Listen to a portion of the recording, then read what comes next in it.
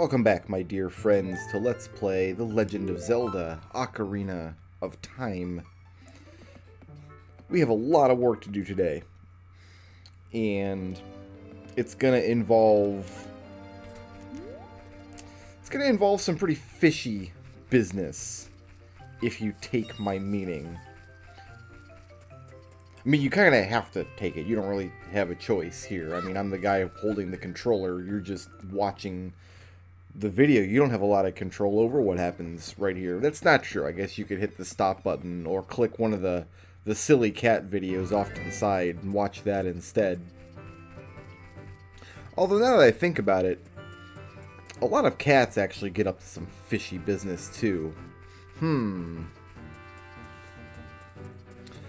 Anyway, every time you load your save in Ocarina of Time, unless you're inside of a dungeon, if you're not inside of a dungeon, which we weren't when we quit out last time, you start the game back at Link's house, which means you get to see a lot of this riverbank if you play the game in short bursts, which I tend to do if I'm recording.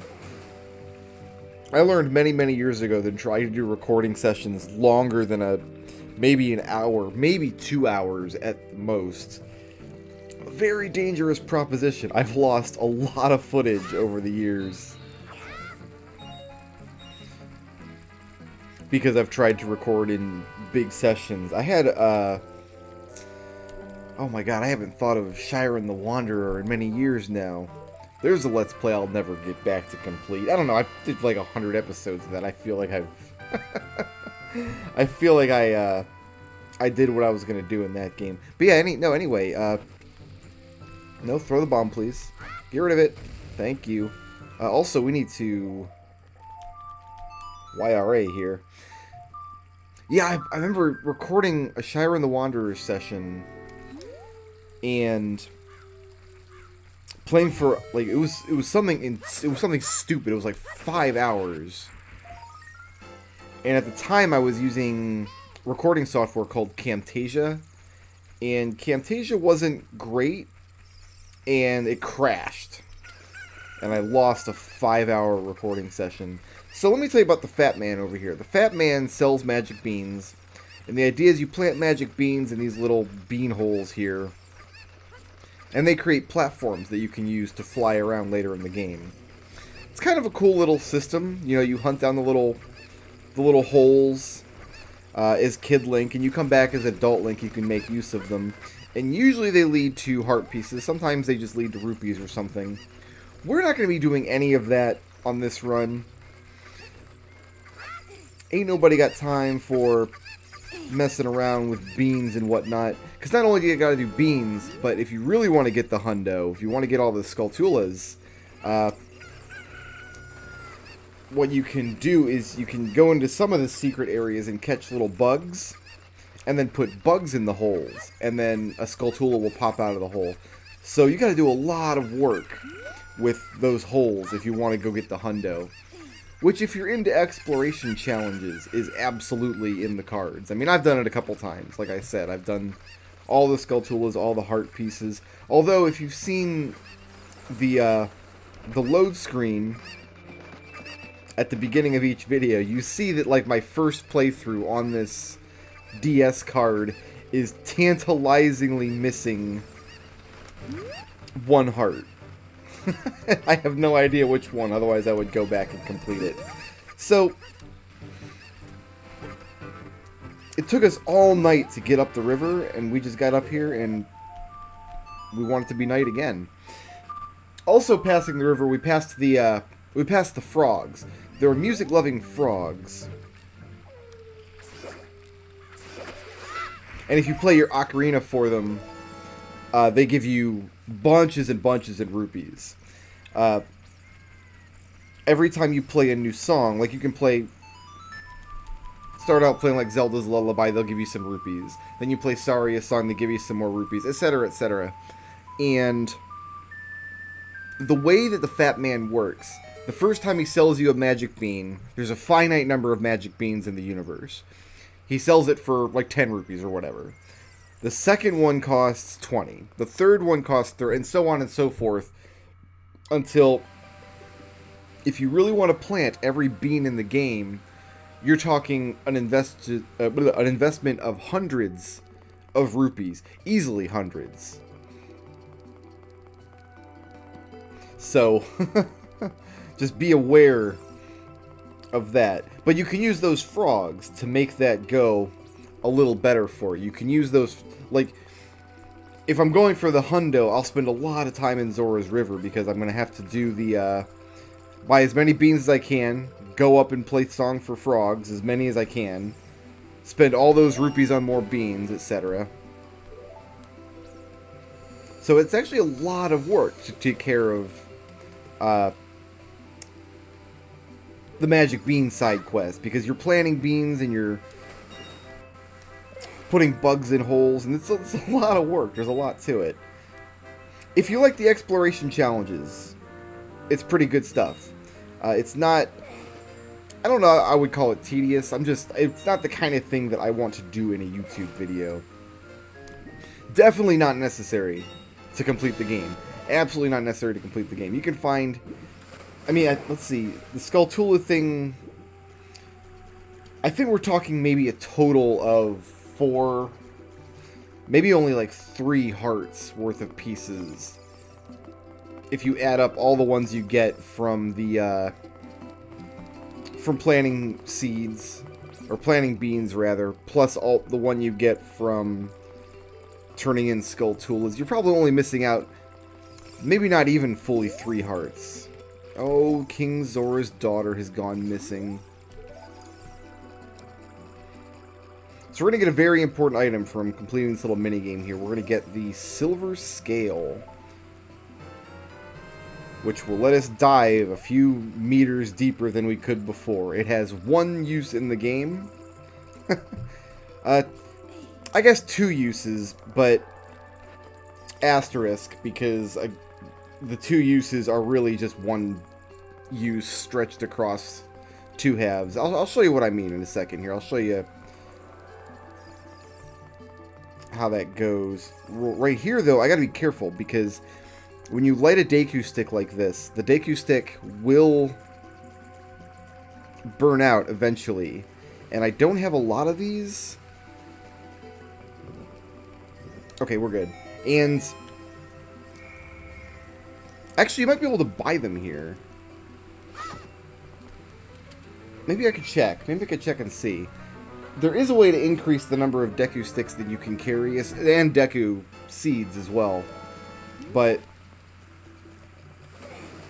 pretty much the Deku sticks that I get from the first dungeon will last me the whole game. I kind of want to duck into the Zora's shop real quick and just see if they sell sticks. I'm not going to buy any. What you sell, Hoss? You sell arrows, Zora tunic, fresh fish. I like how he sells a fresh fish for 200 rupees, even though there are a whole bunch of fresh fish swimming around down here, like, for free. Okay, so the Silver Scale has 2 uses in the game. The first use is we're going to take this shortcut from Zora's domain down to Lake Hylia. That's going to get us there. Now that we're in Lake Hylia, we have access to a fishing mini game if we want to play it. Spoiler, we don't want to play it. No thank you. But this is the second use of the Silver Scale, is to dive down and get this bottle, which is a requirement. And then that's it. We can go straight back to Zora's domain and complete the story. There's just one little side quest I have to get started here. Here's our scarecrow friend, Bonaru. He wants to hear a song.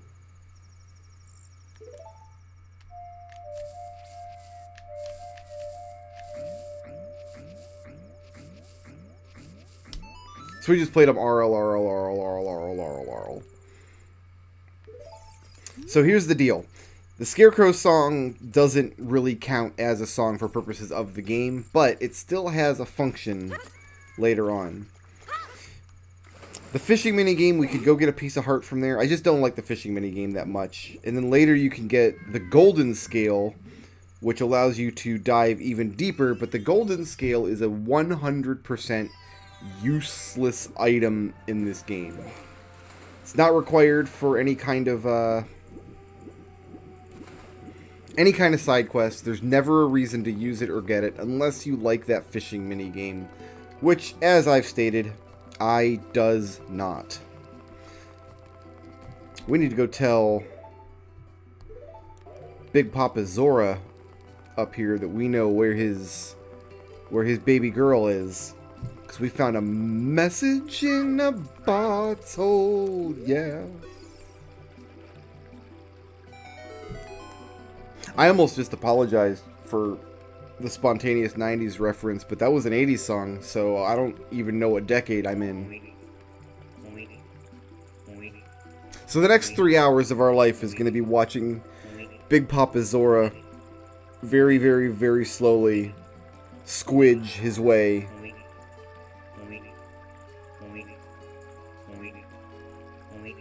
Yeah. What a throne he has. Can you imagine, like, your throne is, you sit in 2 inches of water, just cool, refreshing water, flowing past your buttocks all day. We have to jump down one last time. I didn't know there was a stone back here. Interesting.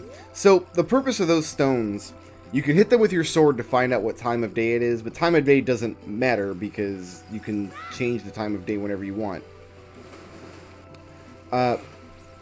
If you complete the trading sequence, what are we on? Oh, we still have the letter. If you go to the mask shop and buy the mask and initiate the mask trading sequence, another kind of just running around side quest that'll take you all over creation. But the one you end up with is the Mask of Truth, which you can wear, and then you can talk to those Sheikah stones and learn little tidbits about the game. And this is a very big game with lots of esoteric knowledge. I don't want to accidentally drop my fish. I'm paranoid that's going to happen. Even though my thumb never ever goes anywhere near that corner of the screen typically, I'm still paranoid it's going to happen. So yeah, there's a lot of fun stuff you can learn about the game when you get the Mask of Truth. Stuff that you can then go turn on and apply sometimes during replays.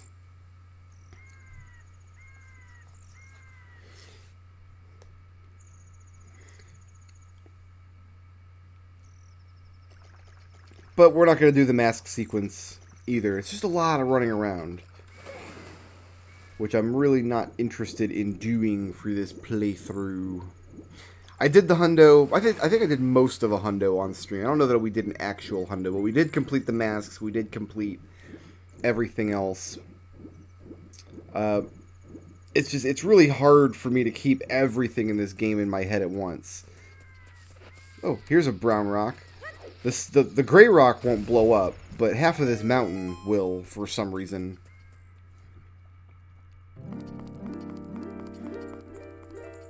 But yeah, there's just so many little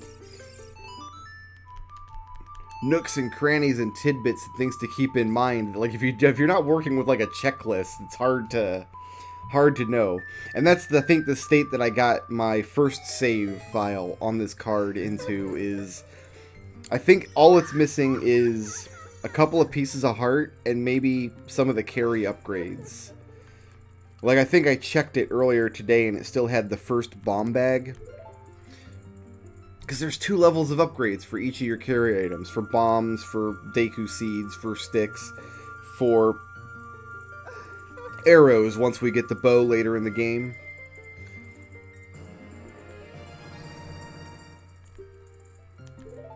I tend to only get the first of each upgrade because that's pretty much all you need. But yeah, you can get 2 if you want.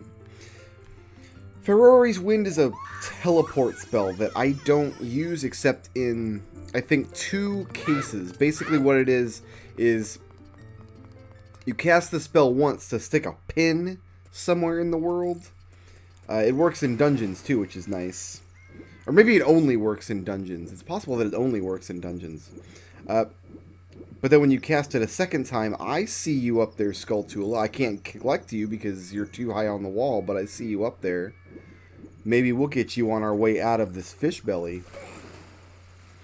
But when you cast it the second time, you warp to the room where it is in. So you can do some pretty good shortcuts in dungeons if you know what you're doing. What I use it for there's a couple dungeons where you're in danger of like falling off a platform into a lower room, and then you have to run halfway around the dungeon to get back to where you were. So basically I use it as a safeguard against losing progress in dungeons. That's the only real use I get out of Ferraris Wind. But that's the first of 3 magic spells that we're going to get. Here's one of my favorite dungeons in the game. I'm going to say that about every dungeon. Every dungeon in this game is my favorite dungeon in the game. But I just love the look and feel of this dungeon. And there's a hard mode of Ocarina of Time. Oh, we need to put on our Deku shield. We're in no danger of it burning in here, and we do need a front-facing shield. There's a hard mode version of this game called Master Quest that does exist on the 3D version. It also exists on the GameCube disc version of Ocarina of Time, which is the version of Ocarina I have. I didn't play Ocarina of Time on emulator when I played it on stream. Yeah, no, I played that GameCube disc. That's right. I was remembering the C buttons being weird because I had to use a stick, but I must have been using the C stick on that GameCube controller. Yeah, I don't have any reason to play this game on emulator. Why was I thinking that? I have like a GameCube disc that has Ocarina and Majora's Mask and the Master Quest for Ocarina on it. It was a Nintendo Power exclusive back in the day.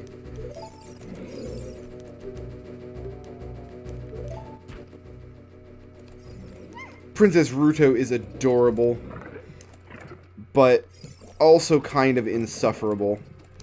All she's gonna do is sit there and wait for us to carry her around this dungeon, which we will do because we are a good boyfriend.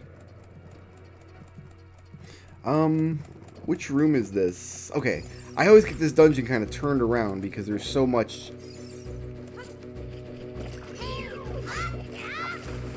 Okay, we can make him pop out like that.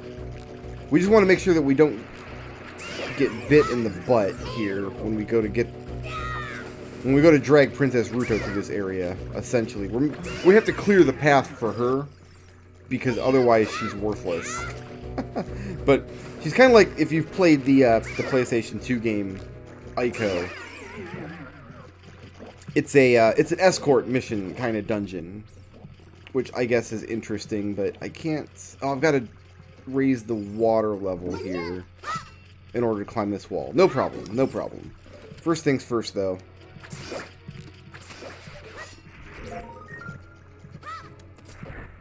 Now we can raise this. This water looks like it's like made of poison or something. It looks like the poisonous water from the graveyard room that we opened up. Nice, there's a fairy up here, so now I can get killed twice with no consequences. We'll go ahead and drop Ferraris Wind up here. Just, you know, who knows when you're going to want Ferraris Wind. Alright, Ruto, you're going to come with me. You need to go up there, baby cakes. Nice. If she doesn't land up there, you have to replay part of the dungeon. If you lose track of her, she always ends up back in that main room where we first discovered her. So we want to try to not lose track of her, because then we got to go backwards and pick her back up. And every time it happens, she yells at you like you've done something wrong.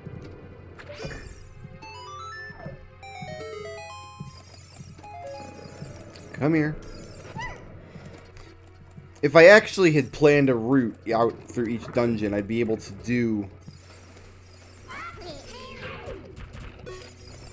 I'd be actually able to use Ferraris Wind to say, okay, well, we want to play the dungeon until this point, drop Ferraris Wind, continue on to this next point, then cast it again to warp back and save some backtracking time. I don't have the brain cycles to take care of anything like that. Although the next dungeon in the game...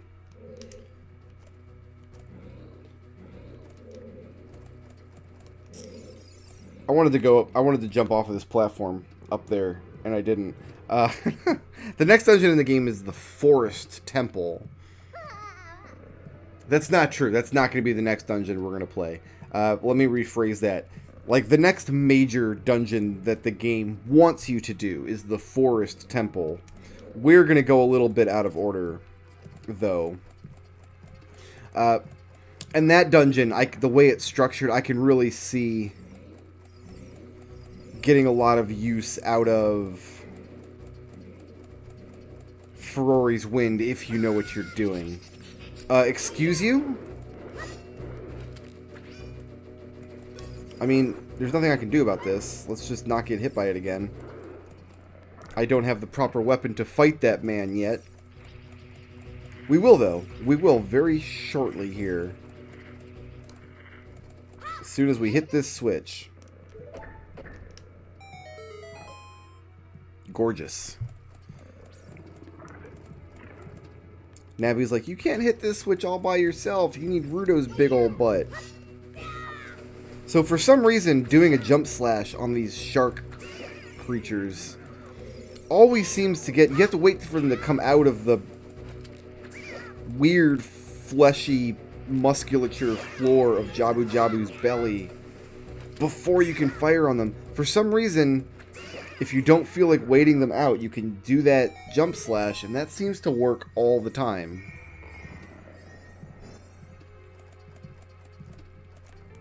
Which is nice.